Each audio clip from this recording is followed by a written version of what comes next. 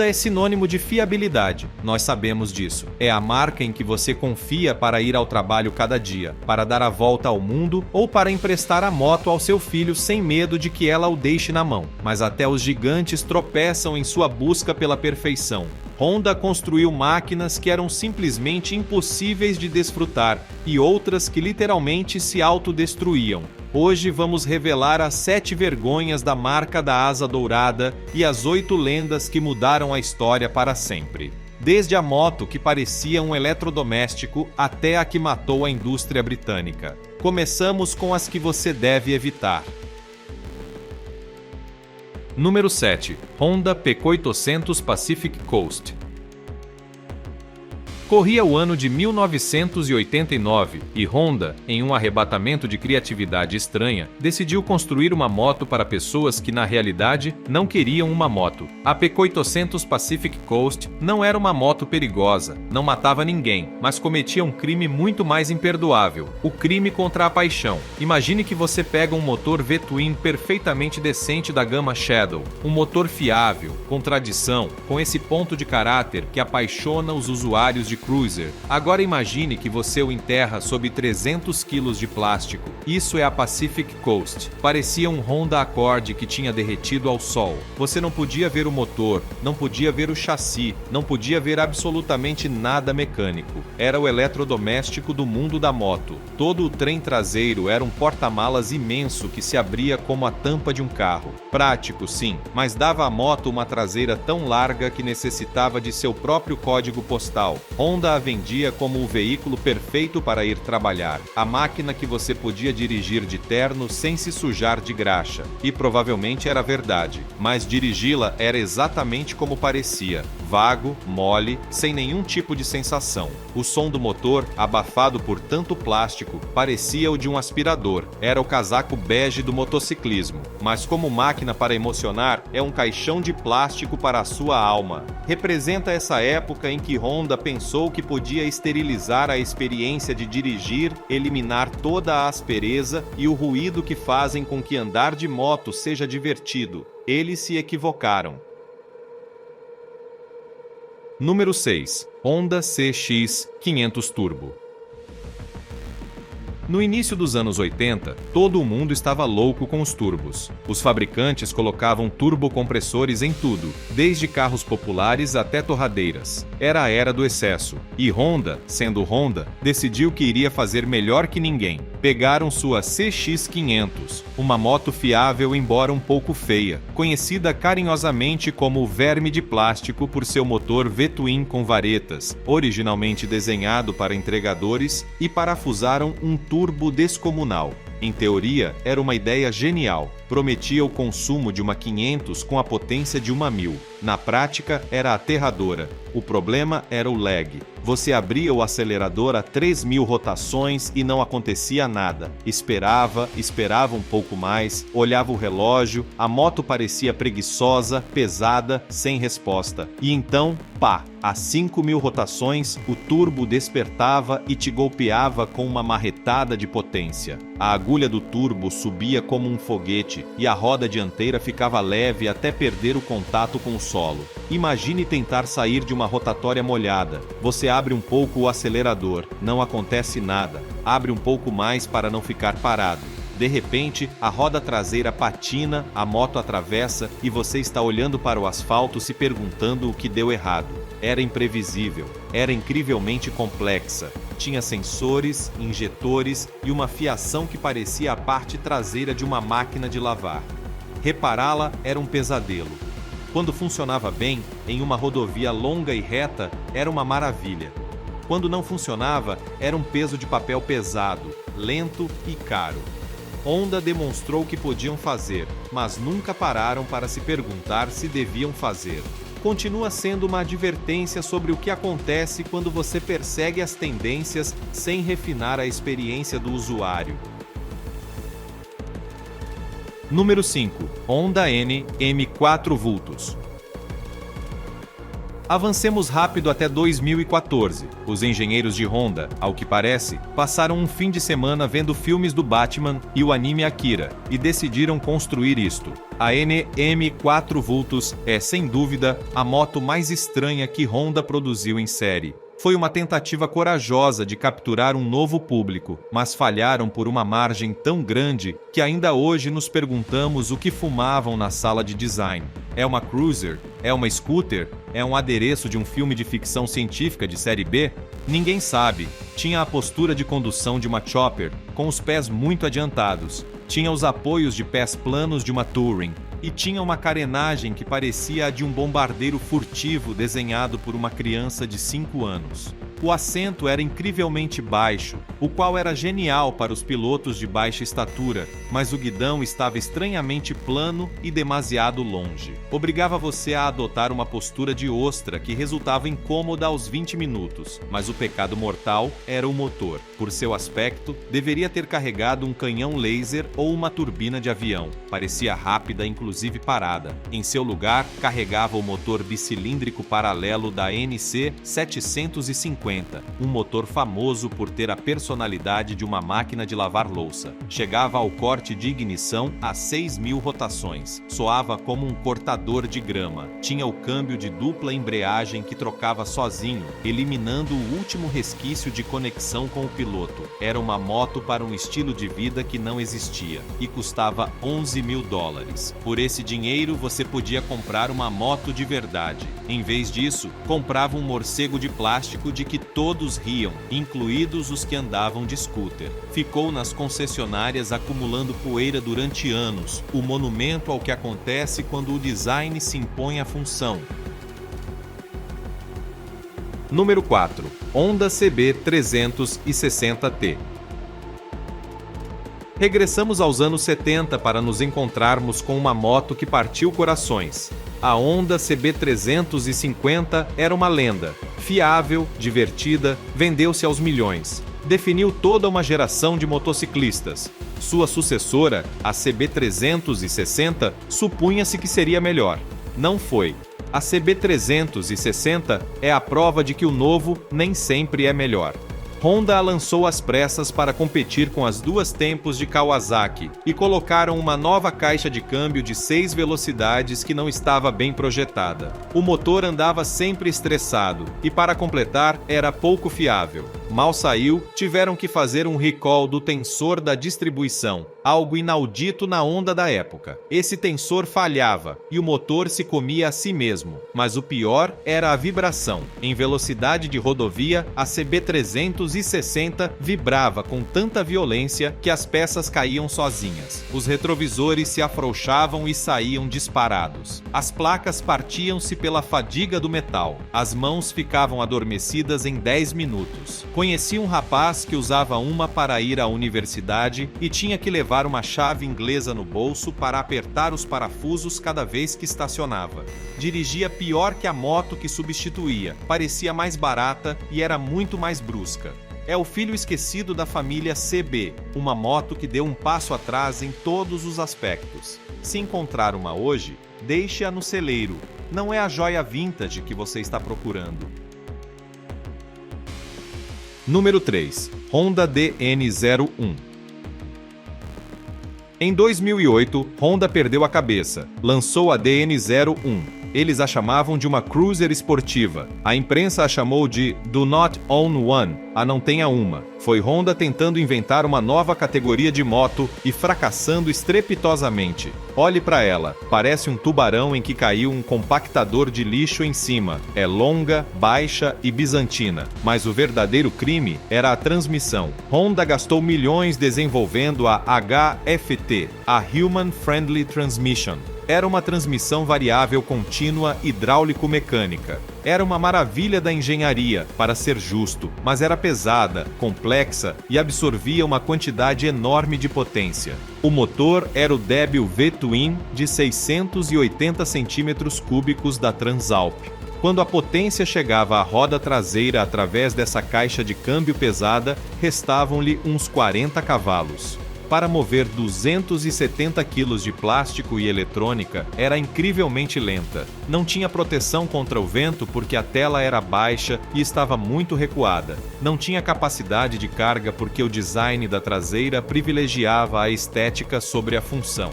E o preço, $15.500. $15.000. Por esse dinheiro, você podia comprar uma Hayabusa e uma moto de cross. Podia comprar um carro de luxo. Honda vendeu 4. É o monumento à arrogância da engenharia, a solução para um problema que ninguém tinha. A moto que respondia à pergunta que ninguém fez. E se fizermos uma scooter que custe como uma Ducati? Número 2. Honda VF750F, Interceptor/Sabre/Magna, primeira geração. E chegamos à moto que quase destrói a reputação de Honda para sempre. Estamos em 1982. Honda lança sua revolução V4, a VF750 em suas versões Sabre, Magna e, sobretudo, a esportiva Interceptor eram máquinas de alta tecnologia, V4 refrigeradas por líquido que prometiam esmagar a concorrência. Eram mais rápidas, mais suaves e mais avançadas que qualquer coisa que tivessem Suzuki ou Kawasaki, mas tinham um problema grande e catastrófico escondido no mais profundo dos cabeçotes. Honda calculou mal o fluxo de óleo para os eixos de comando. Além disso, para economizar dinheiro e peso, usinaram os apoios dos eixos diretamente no cabeçote de alumínio, sem utilizar rolamentos separados. O resultado era que os eixos de comando giravam a seco, superaqueciam e literalmente se autodestruíam. Os mecânicos os chamavam de eixos de comando de chocolate, porque parecia que derretiam aos poucos milhares de quilômetros. Os proprietários ouviam um tic-tac, depois um chocalho e depois o silêncio. Os motores falhavam por todas as partes. As pessoas ficavam paradas na beira da estrada. A VF750 do início dos anos 80 é, sem dúvida, o maior fracasso de engenharia na história da companhia. Um desastre lindo que demonstrou que até Honda pode sangrar. Número 1. Honda CTX 1300/CTX 700. E aqui está a número 1 das que você deve evitar. Não é a mais feia, nem a que mais falhas mecânicas teve, nem a pior em números.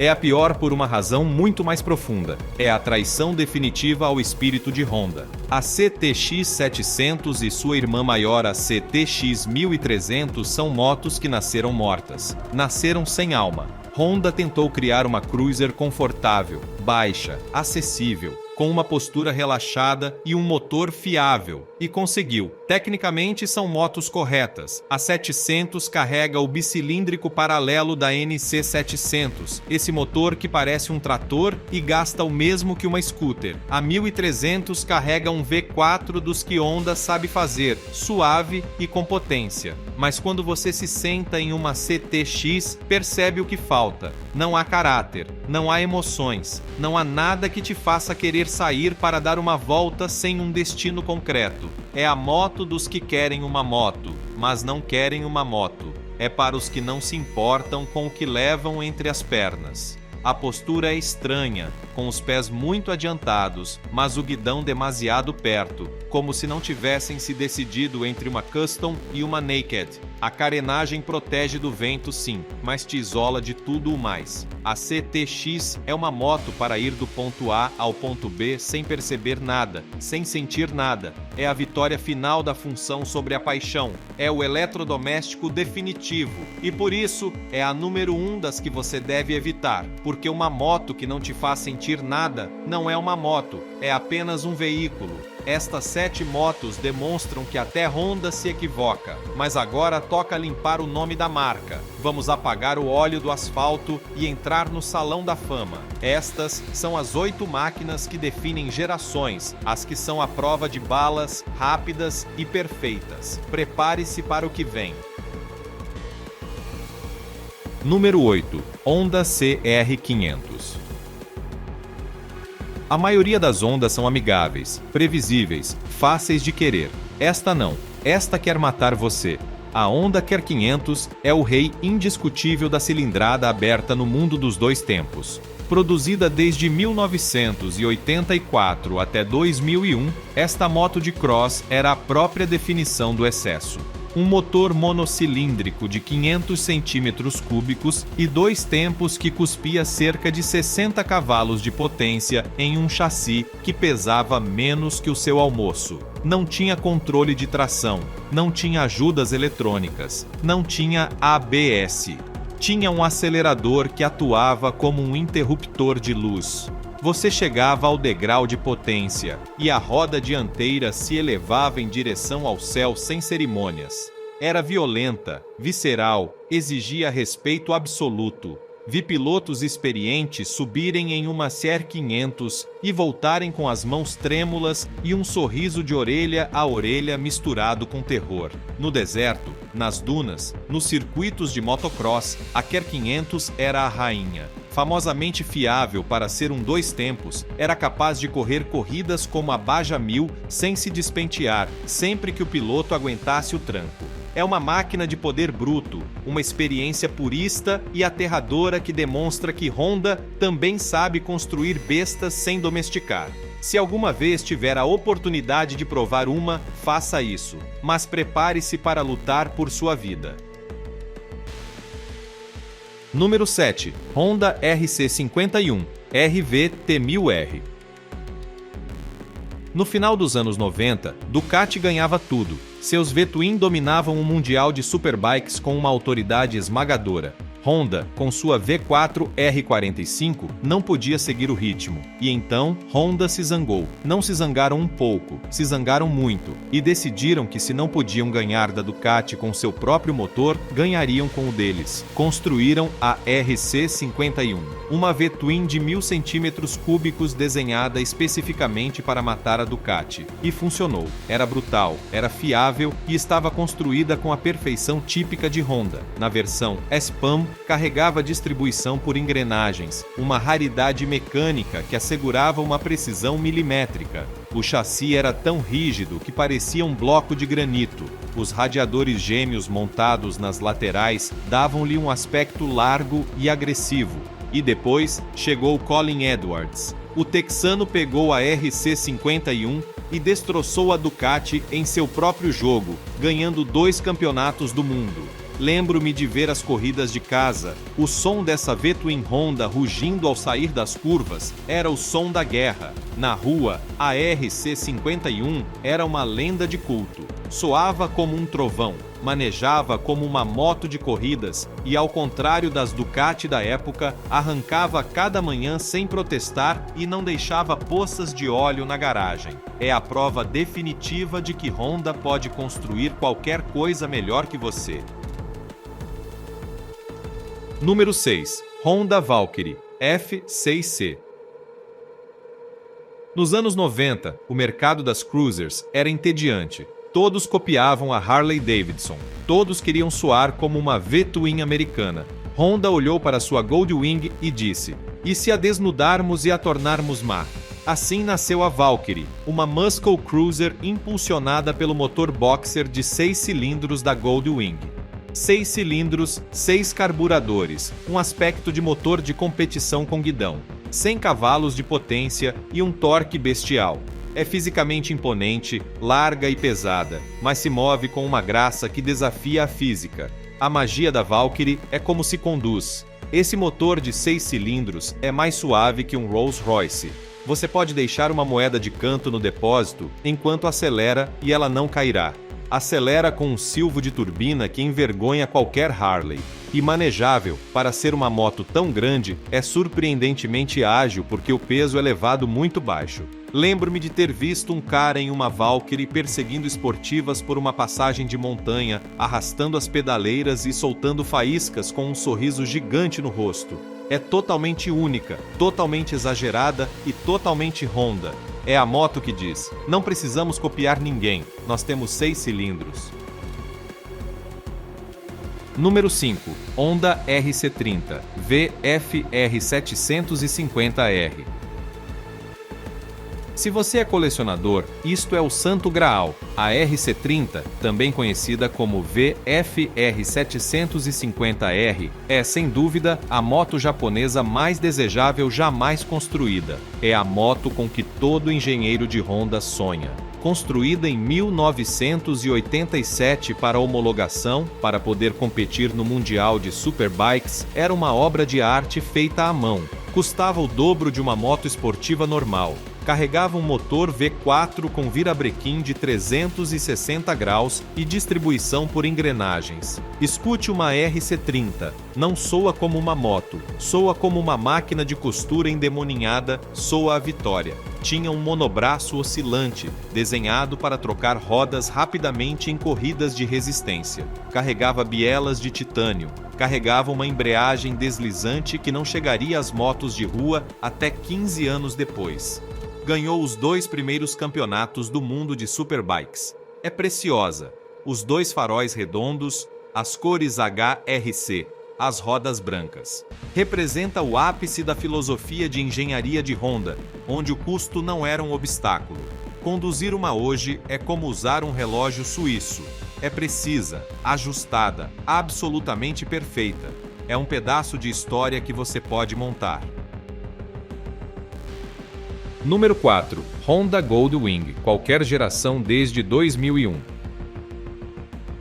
Esta é uma moto de turismo que manejava como uma esportiva. E não é um exagero. O chassi de alumínio das Goldwing modernas é rígido. O motor boxer de 6 cilindros vai tão baixo que a moto se lança nas curvas com uma agilidade que desconcerta. Você pode raspar as pedaleiras enquanto escuta o rádio e toma um café. Redefiniu o que uma moto pesada podia fazer. Demonstrou que você não tinha que sacrificar o manejo pelo conforto. É o ponto de referência em fiabilidade. A Goldwings com 600 mil quilômetros que nunca abriram o motor. Criou toda uma cultura de viagens de longa distância. Carrega marcha a ré, airbag, assentos aquecidos e suficiente capacidade de carga para umas férias de 2 semanas. É a máxima expressão da promessa de Honda.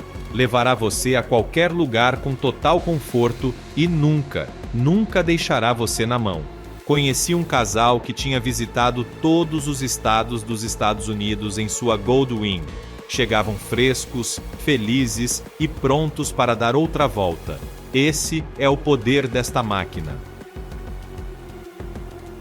Número 3. Honda Super Cub. Esta moto não é rápida, não é sexy, mas é o veículo mais importante da história da humanidade. É a moto que construiu a Honda. A Honda Super Cub vendeu mais de 100 milhões de unidades. Pense nessa cifra. É mais que o Toyota Corolla, mais que o Volkswagen Fusca. É a máquina que mobilizou o mundo. Colocou a Ásia sobre rodas, colocou a Europa sobre rodas. Lançada em 1958, tinha um quadro aberto para que você pudesse montá-la com saia ou com terno. Tinha uma embreagem centrífuga para que você não tivesse que aprender a usar o manete. Era silenciosa, limpa, não gotejava óleo. Era a moto da gente boa, a que mudou a imagem do motociclista de fora da lei para vizinho. E além disso, é indestrutível. Você pode jogá-la por um barranco, pode colocar óleo de fritar batatas, pode dar um tiro nela e continuará pegando de primeira. Vi vídeos onde esvaziavam o óleo e o substituíam por gordura de cozinha e a moto continuava funcionando por horas. Abriu o mundo do motociclismo para as massas. Sem a Super Cub, a Honda que conhecemos não existiria. É o gigante humilde sobre o qual se sustenta toda a indústria. Número 2. Honda CBR 900 RR Fireblade, primeira geração. Estamos em 1992. As esportivas eram rápidas, mas eram gordas. Eram mísseis, mas não faziam curvas. Eram esgotantes fisicamente se você quisesse ir rápido. Então chegou a Fireblade. Tadao Baba, o chefe do projeto, teve uma ideia radical. O leve é o correto. Não perseguiu números de potência, perseguiu peso. Construiu uma moto com a potência de uma 1000 e o peso de uma 600. Pesava apenas 184 quilos a seco. Mudou tudo. Da noite para o dia, tecnologia deixou o resto das esportivas como dinossauros. Entrava nas curvas com uma velocidade aterradora. Acelerava como se tivesse sido disparada por um canhão porque não tinha massa que a freasse. Carregava esses famosos furos de queijo suíço na carenagem para economizar gramas. Usava uma roda dianteira de 16 polegadas, controversa mas efetiva, para tornar a direção ainda mais rápida. Lembro-me da primeira vez que vi uma com o esquema de pintura Urban Tiger. Parecia perigosa, parecia o futuro. A Fireblade não apenas ganhava comparativos, inventou a superbike moderna. Cada Yamaha Run, cada Suzuki G, esse XR, cada Kawasaki ZX-10R existe porque tiveram que perseguir a Fireblade. É o projeto da moto esportiva moderna. Demonstrou que o manejo era tão importante quanto a potência. Número 1. Honda CB750 E só pode haver um rei. A moto responsável pelo termo Superbike, a Honda CB750. Antes de 1969, se você quisesse uma moto rápida, comprava uma britânica que perdia óleo e vibrava até as suas obturações, ou uma italiana que nunca pegava. As japonesas eram vistas como pequenas, baratas, para ir fazer recados. Eram brinquedos. Então a Honda soltou a bomba. A CB750 tinha 4 cilindros. Tinha 4 escapamentos. Tinha partida elétrica, algo que os puristas desprezavam até que perceberam como era bom não ter que dar chute sob a chuva. Tinha freio a disco, era suave, não perdia óleo, corria a 200 km por hora e custava uma fração do que custava uma Harley ou uma Triumph. Matou a indústria britânica de motos praticamente sozinha, obrigou o mundo a acordar. Demonstrou que uma moto de alto desempenho também podia ser fiável. Você podia atravessar o país com ela e não quebrava. É o Gênese, o Alfa e o Ômega. Cada moto de 4 cilindros em linha que circula hoje carrega seu ADN diretamente. É a melhor Honda jamais construída porque é a moto que conquistou o mundo. Mudou a percepção do que uma moto podia ser e estabeleceu o padrão que todos os outros seguem tentando alcançar hoje. 15 motos que demonstram a dupla face da Honda. Por um lado, experimentos estranhos, motos sem alma e falhas de juventude. Por outro, lendas que mudaram o curso da história sobre duas rodas. Desde a CB750 que começou tudo até a Fireblade que redefiniu as esportivas, passando pela indestrutível Super Cub e a luxuosa Goldwing. Honda é, antes de tudo, a marca que mais fez para popularizar o motociclismo no mundo. E embora tenham um ou outro cadáver no armário, seus acertos pesam muito mais que seus erros. Conte-nos, qual destas Honda você já teve? Alguma das malditas ou das benditas? Sofreu com uma VF 750 das de chocolate ou desfrutou de uma Fireblade? E se quiser continuar descobrindo os segredos melhor guardados das duas rodas, inscreva-se, porque a estrada sempre continua.